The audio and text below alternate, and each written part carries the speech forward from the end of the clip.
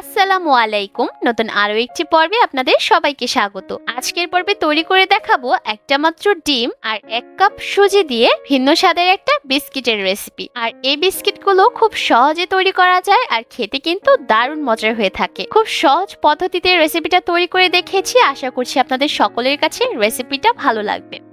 প্রথমে একটা বাটির মধ্যে নিয়ে নিলাম 1 কাপ পরিমাপে সুজি, চিনি দিয়ে দিলাম আধা কাপ পরিমাপে, আর মিষ্টিটা অবশ্যই আপনারা নিজেদের স্বাদ অনুযায়ী অ্যাডজাস্ট করে নেবেন। গুঁড়া দুধ দিয়ে দিলাম 2 টেবিল চামচ, সামান্য একটু লবণ দিয়ে দিলাম। এবার সবকিছুকে একসাথে মিশিয়ে নিচ্ছি।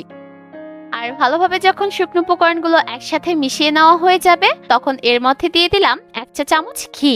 এই ঘিটা আমার ঘরে তৈরি করা। কিভাবে ঘরে পারফেক্ট ঘি তৈরি করতে পারবেন তার একটা ভিডিও আমার চ্যানেলে অলরেডি আপলোড করা আছে, আমি ডেসক্রিপশন বক্সে লিংক দিয়ে রাখবো, আপনারা চাইলে দেখে নিতে পারবেন। যেহেতু ঘিটা এই পর্যায়ে জমাট বেঁধে আছে, তাই হাত দিয়ে ঘষে ঘষে সুজির সাথে মিশিয়ে নিচ্ছি। আর অবশ্যই একটু সময় নিয়ে ঘষে ঘষে তারপর সুজির সাথে মিশিয়ে নিতে হবে, তাহলে দেখা যাবে ঘিটা খুব ভালোভাবে সুজির সাথে মিশে যাবে। সবকিছু একসাথে মিশিয়ে নেওয়া হয়ে গেলে এবার এর মধ্যে আমি একটা ডিম ভেঙে দিয়ে দিলাম।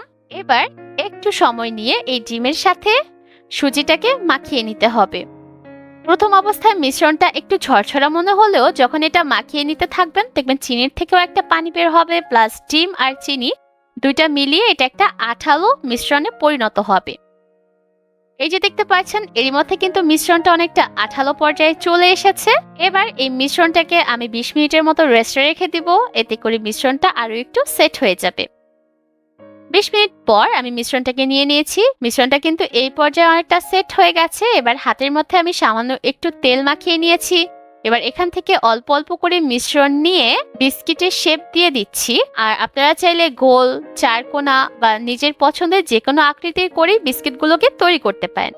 কিভাবে করে আমি সবগুলো বিস্কিট তৈরি করে নিব, চলে যাব এগুলোকে ভাজার জন্য। ভাজার জন্য চুলায় পর্যাপ্ত পরিমাণ তেল মিডিয়াম লো হিটে গরম করে নিয়েছি। এবার একে একে বিস্কিটের শেপগুলোকে তেলে ছেড়ে দিচ্ছি। এই পর্যায়ে কোনোভাবেই চুলার আঁচ বাড়িয়ে রাখবেন না, তাহলে বিস্কিটগুলো তেলে ছাড়ার সাথে সাথেই পুড়ে যেতে পারে। চুলার আঁচ শুরু থেকে শেষ পর্যন্ত মিডিয়াম লো হিটে রেখে বিস্কিটগুলোকে ভাজতে হবে। আর একটা বিষয়ে খেয়াল রাখবেন, বিস্কিটগুলো যখন তেলে ছাড়বেন সাথে সাথেই উল্টাতে যাবেন না, তাহলে কিন্তু বিস্কিটগুলো ভেঙে যেতে পারে। কারণ এই পর্যায়ে বিস্কিটগুলো অনেকটা নরম থাকবে, তাই যখন মনে হবে নিচের অংশটা হালকা একটু বাদামি হয়েছে, তখন এই বিস্কিটগুলোকে উল্টে দিতে হবে। আর এভাবে করে একটু উল্টে পাল্টে বিস্কিটগুলোকে ভাজবেন, তাহলে প্রতিটা সাইড থেকে সুন্দর রং আসবে। এর মধ্যে কিন্তু বিস্কিটগুলোর মধ্যে সুন্দর একটা লালচে বাদামি রং চলে এসেছে।